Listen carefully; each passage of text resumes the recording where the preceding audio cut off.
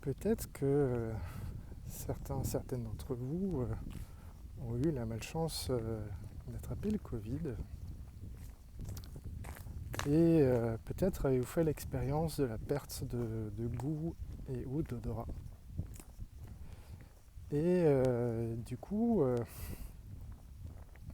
je serais curieux de savoir quelle a été votre expérience de manger pendant cette période-là où vous aviez pas de goût, pas d'odorat, sachant que l'odorat, c'est une grosse composante de goût aussi. Et maintenant, même pour ceux qui n'ont pas eu ce désagrément-là, je vous invite à imaginer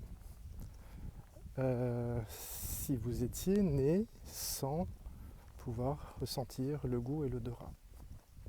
Imaginez quel aurait pu être votre rapport à la nourriture. Donc s'alimenter,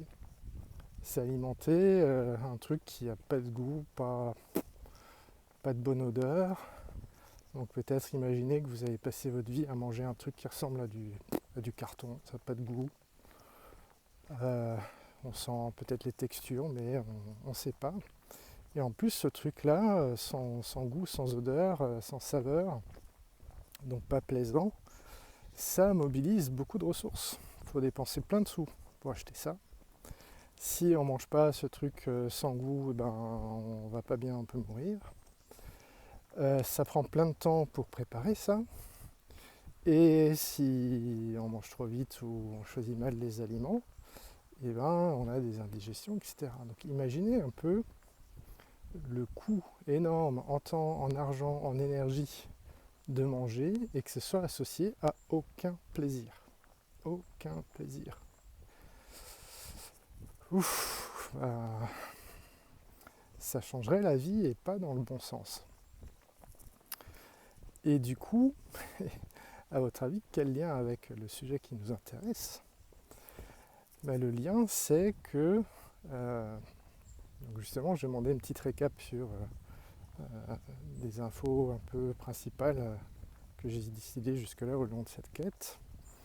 Et j'ai beaucoup parlé de la difficulté à se connecter à nos émotions, à ce qui se passe à l'intérieur de nous, puisque notre attention est très focalisée vers l'extérieur, et que comme la carence affective, ça fait beaucoup de mal, donc beaucoup d'émotions inconfortables, on tend à éviter ces émotions et à se déconnecter lorsqu'elles s'imposent à nous. Du coup, d'une certaine manière, c'est comme si on se privait des informations sur le goût des choses. Le goût des choses au sens émotionnel. Et ce goût, il peut être plaisant, il peut être déplaisant de plein de manières différentes. Et ces infos, en dehors juste de plaisant ou déplaisant, confortable, inconfortable, elles nous donnent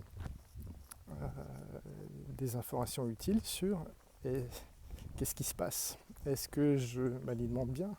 Est-ce que ce qui se passe me nourrit d'un point de vue affectif ? Est-ce que mon régime a l'air bon ou pas bon ? Donc,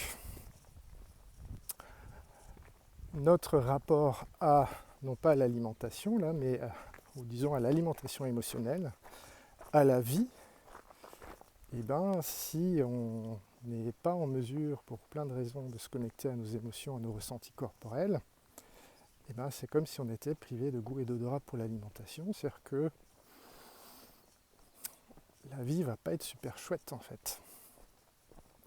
Alors, ceci étant dit, voilà, c'est facile à dire, comme tous les constats un peu pénibles.